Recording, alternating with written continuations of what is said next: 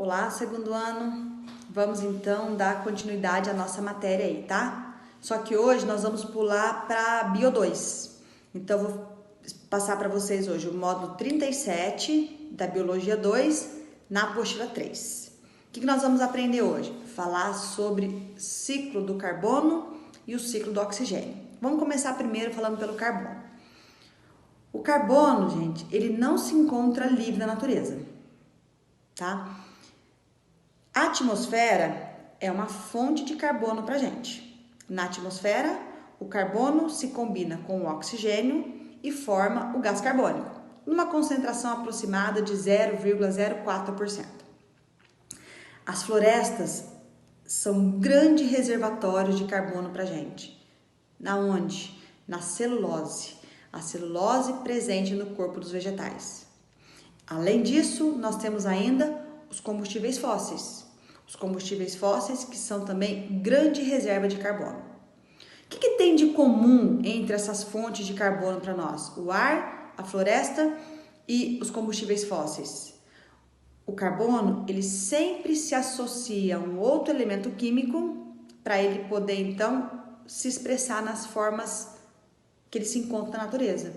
Praticamente, pessoal, tudo que é molécula orgânica vai ter a presença de carbono na sua composição. Nós vamos nos ater agora, em especial, para estudar o ciclo do carbono, o CO2 presente na atmosfera. Nós vamos, a partir dele, entender como que ele circula no meio dos seres vivos e ele é devolvido, então, para a atmosfera. Acompanha comigo o sentido da seta aí, que fica facinho compreender esse ciclo.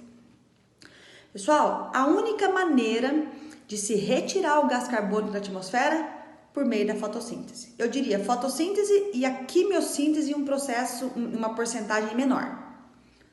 Quem realiza esses processos? Os seres chamados de produtores, em especial os vegetais e as algas.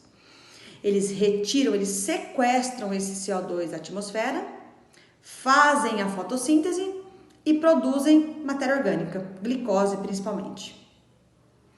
Agora, essa glicose ela vai ser transferida para os animais por meio da nutrição.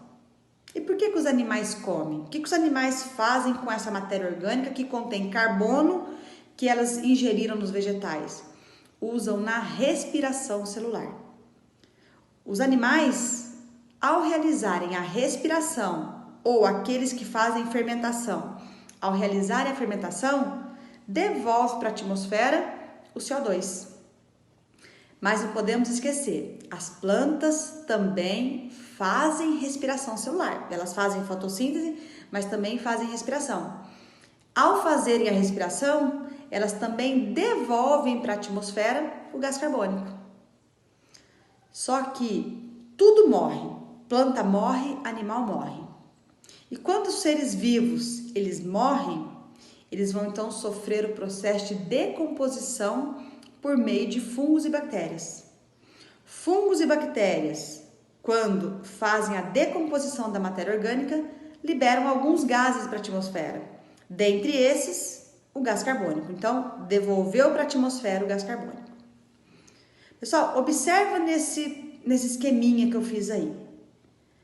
A fotossíntese e a quimiossíntese, que não está exemplificada aí no esquema, mas pode colocar ela também aí. Retira o gás carbônico, a respiração dos seres vivos e a decomposição devolve. Se o ciclo do carbono se resumisse a isso, o gás carbônico teria a sua concentração sempre equilibrada na atmosfera. Só que o que nós temos assistido nos últimos tempos? O que nós temos assistido é um incremento, vamos dizer assim, um acréscimo, uma devolução de gás carbônico para a atmosfera muito maior do que a sua retirada. Quem é o principal responsável por isso? A combustão. Lembra, combustão como se fosse queima. Então, a queima, principalmente dos combustíveis fósseis, como fonte de energia, né? Como fonte de combustível, tem liberado para a atmosfera uma grande quantidade de gás carbônico e tem feito a sua quantidade aumentar substancialmente ao longo das últimas décadas. Junto com a combustão, nós também podemos colocar aí, ó, as queimadas que se fazem das matas.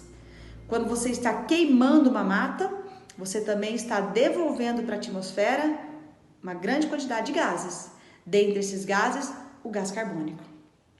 Então, observa comigo. Nós temos, então, que a devolução de CO2 para a atmosfera, ela tem sido muito maior do que a retirada. Fotossíntese e quimiossíntese retiram, fermentação, respiração, decomposição, combustão e queimada devolve ele para a atmosfera.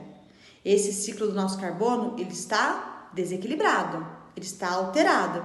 E isso traz para nós consequências que nós vamos ver mais para frente, como por exemplo, vocês devem ter visto com o Júlio, se não ainda vão ver, a intensificação do efeito estufa. Esse ciclo, ele está desequilibrado por conta desses fatores. O que o oxigênio tem a ver com isso? Pessoal, quando nós estudamos o ciclo do carbono e o ciclo do oxigênio, esses ciclos, eles andam juntos. Por quê? Porque, olha só, o oxigênio, ele também se associa com o carbono, formando o CO2. Além disso, o oxigênio, um átomo de oxigênio se combina com outro átomo e forma o O2, que é o gás oxigênio, que existe aí na atmosfera em torno de 21% a sua concentração.